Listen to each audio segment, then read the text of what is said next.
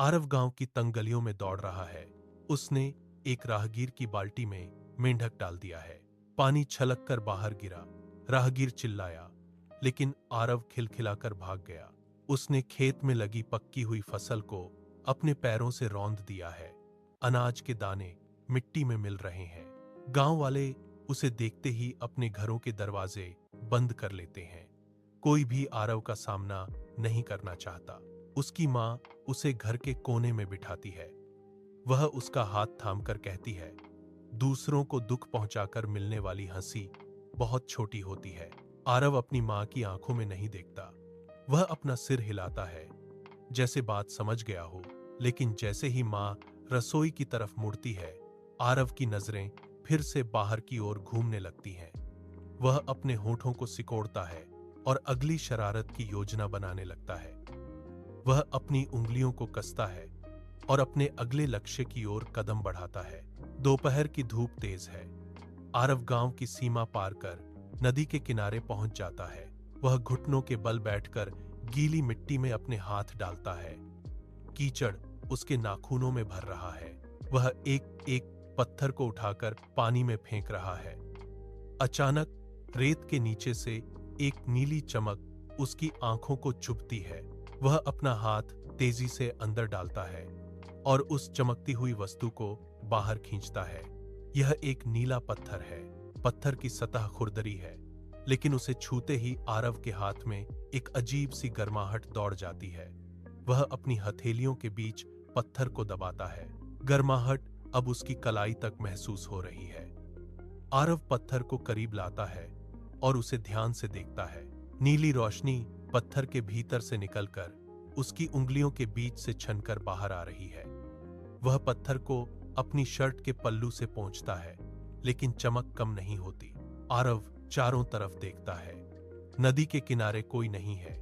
वह पत्थर को अपनी मुट्ठी में मजबूती से बंद कर लेता है और उसे अपने सीने से सटाकर घर की ओर दौड़ने लगता है। गांव में आधी रात का सन्नाटा है। आरव गहरी नींद में है। अचानक उसके तकिए के नीचे से एक मंद नीली रोशनी निकलकर कमरे की दीवारों पर नाचने लगती है। आरव की आंखें धीरे से खुलती हैं। वह चौंक कर बिस्तर पर उठ बैठता है। कमरे में कोई नहीं है, लेकिन रोशनी की तीव्रता बढ़ रही है। आरव की वह अपने तकिए को हटाता है। वह नीला पत्थर अब पहले से कहीं ज्यादा चमक रहा है। पत्थर के भीतर से एक भारी और गूंजती हुई आवाज आती है, आरव, मैं जादुई पत्थर हूं। मैं तुम्हारी कोई भी एक इच्छा पूरी कर सकता हूं, लेकिन शर्त यह है कि तुम्हें पहले एक नेक काम करना होगा। आरव पत्थर को अपने दोनों हाथों से पकड़ता है। उसकी सांसें तेज हो रही हैं। वह पत्थर की चमक को अपनी आंखों में समाते हुए देखता है। उसके दिमाग में तुरंत खिलौनों की लंबी कतार घूमने लगती है। वह सोचता है, बस एक छोटा सा काम और फिर ढेर सारे खिलौने मेरे पास होंगे। वह पत्थर को अपने सीने से लगा लेता है। उसके चेहरे पर एक कुटिल मुस्कान उभरती है। वह पूरी रात सो नहीं पाता, बस अगली सुबह का इंतजार करता है। वह अपनी उंगलियों से पत्थर की सतह को सहलाता है और मन ही मन उन खिलौनों की कल्पना करता है जो उसे मिलने वाले हैं। सुबह की पहली किरण के साथ आरव सड़क के किनारे खड़ा है। उसकी नजरें हर आने जाने वाले पर टिकी हैं। वह अपने जेब में रखे पत्थर को बार बार छूता है, जैसे उसे अपनी शर्त याद दिला रहा हो। तभी सड़क के दूसरी तरफ एक बूढ़ी महिला दिखाई देती है। वह एक भारी टोकरी को अपने सिर पर संतुलित करने की कोशिश कर रही है। उनके कदम लड़खड़ा रहे हैं। आरव के चेहरे पर एक पुरानी शरारत दौड़ जाती है। वह जमीन से एक छोटा पत्थर उठाता है। तभी उसकी जेब में रखे जादुई पत्थर की गर्माहट उसे महसूस होती है। वह रुक जाता है। पत्थर की शर्त उसके कानों में गूंजती है। आरव का हाथ हवा में ठहर जाता है।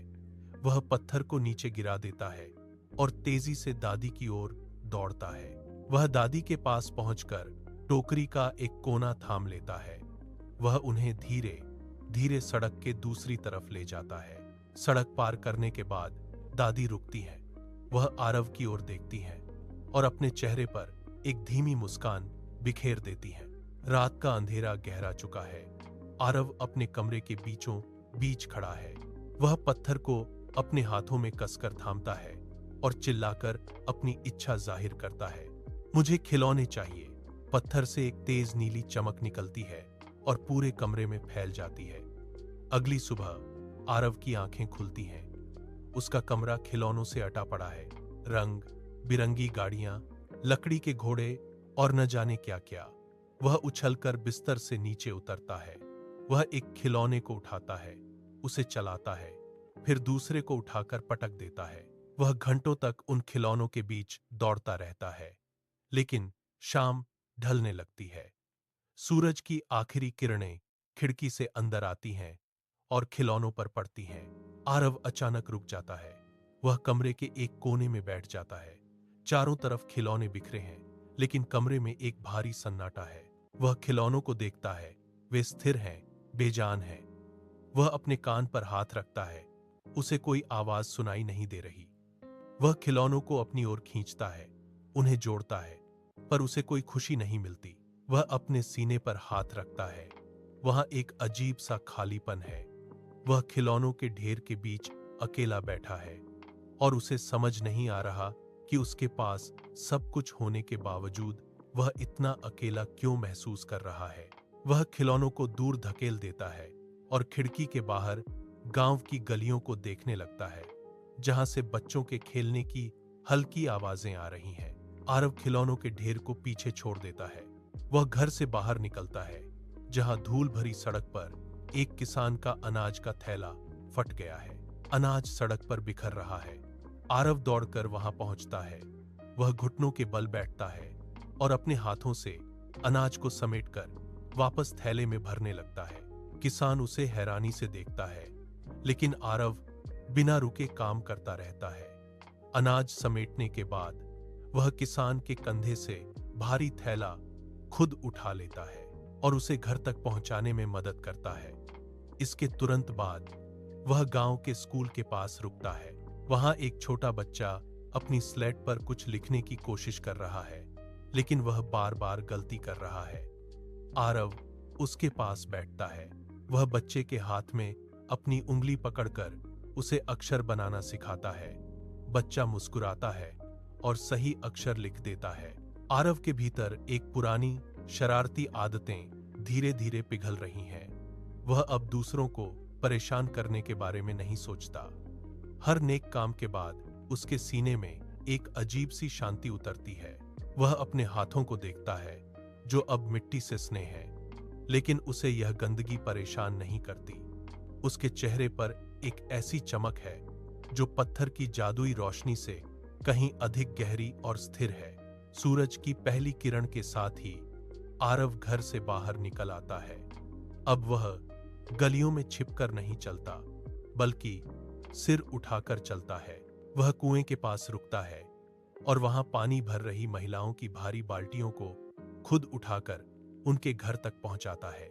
महिलाएं अब अपने दरवाजे बंद नहीं करती, बल्कि उसे देखकर मुस्कुराती हैं और उसे अपने घर के आंगन में बैठने के लिए बुलाती हैं।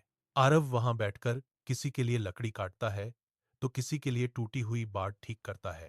गांव के मुखिया, जो कभी उसकी मां से शिकायतें किया करते थे, अब उसे अपने पास बुलाते हैं और उसके कंधे पर हाथ रखकर उसकी प्रशंसा करते हैं। जब आरव सड़क से गुजरता है तो बच्चे उसके पीछे दौड़ते हैं। वे अब उससे डरते नहीं, बल्कि उसे अपने खेल में शामिल होने के लिए बुलाते हैं। वह किसी बच्चे की पतंग की डोर सुलझाता है तो किसी को पेड़ पर चढ़ने में मदद करता है। गांव के लोग अब उसे उस शरारती लड़के के रूप में नहीं देखते। शाम को जब वह वापस लौटता है तो लोग उसे अपने हाथों से बना खाना देते हैं। वह सबकी आंखों में अपने लिए सम्मान देखता है। रात का सन्नाटा गहरा है। आरव अपने कमरे में अकेला बैठा है। अचानक उसके तकिए के नीचे दबा पत्थर नीली रोशनी से धधकने लगता है। रोशनी कमरे की दीवारों पर नाच रही है। पत्थर से एक भारी गूंजती हुई आवाज निकलती है, आरव, मैं तुम्हारी आखिरी इच्छा पूरी करने के लिए तैयार हूं। बताओ, तुम्हें क्या चाहिए? क्या तुम्हें और खिलौने चाहिए या कोई और जादुई वस्तु? आरव खिड़की की ओर मुड़ता है। बाहर गांव की गलियों में सन्नाटा है, जहां कल उसने बच्चों के साथ हंसते हुए समय बिताया था। वह पत्थर की ओर देखता है। पत्थर की चमक अब उसे उतनी लुभावनी नहीं लग रही। वह अपने हाथों को देखता है, जो अब दूसरों की मदद करते हुए मजबूत हो गए हैं। आरव धीरे से मुस्कुराता है और पत्थर को अपने हाथ में उठा लेता है। पत्थर की सतह अब ठंडी महसूस हो रही है। आरव दृढ़ स्वर में कहता है, मुझे अब कुछ नहीं चाहिए। मैंने वह पा लिया है जिसकी मुझे तलाश थी। और पत्थर की रोशनी कांपने लगती है। आरव बिना किसी हिचकिचाहट के बिस्तर से उठता है और घर से बाहर निकल आता है। वह नदी की ओर तेजी से कदम बढ़ाता है। आरव अपना हाथ पीछे ले जाता है और पूरी ताकत से उस नीले पत्थर को गहरे पानी में उछाल देता है। नदी की लहरें शांत हो जाती हैं। पानी के भीतर वह नीली चमक धीरे धीरे धुंधली पड़कर पूरी तरह लुप्त हो गई है। आरव नदी के किनारे कुछ पल खड़ा रहता है। वह अपनी हथेलियों को देखता है, जिनमें अब कोई जादुई गर्माहट नहीं, बल्कि मेहनत की एक सुखद थकान है। वह पीछे मुड़ता है और गांव की ओर दौड़ लगाता है। सुबह की सुनहरी धूप खेतों के ऊपर फैल रही है। आरव गांव के उस मैदान में पहुंचता है जहां बच्चे पहले से ही खेल में व्यस्त हैं। जैसे ही वे उसे देखते हैं, वे चिल्लाते हुए उसकी ओर दौड़ते हैं। आरव उनके बीच जाकर शामिल हो जाता है। वह गेंद को हवा में उछालता है, बच्चों के साथ दौड़ता है और उनकी हंसी में अपनी हंसी मिला देता है। अब उसे किसी जादुई पत्थर या खिलौनों की जरूरत नहीं है। वह बच्चों के साथ लुका छिपी खेलता है, धूल में गिरता है और फिर से उठ खड़ा होता है। उसके चेहरे पर फैली मुस्कान किसी भी जादुई रोशनी से कहीं अधिक उज्जवल है। गांव के बुजुर्ग उसे खेलता देख सिर हिलाते हैं और एक दूसरे से मुस्कुराकर बात करते हैं। आरव ने समझ लिया है कि असली जादू वस्तुओं में नहीं, बल्कि दूसरों के साथ साझा किए गए पलों में है। वह भागता है, चिल्लाता है और पूरी तरह से वर्तमान क्षण में जी रहा है। उसके चेहरे की यह चमक अब कभी फीकी नहीं पड़ेगी, क्योंकि यह उसके अपने कर्मों और निस्वार्थ प्रेम से उपजी है। वह अब गांव का वह लड़का है जिसे हर कोई अपने पास देखना चाहता है।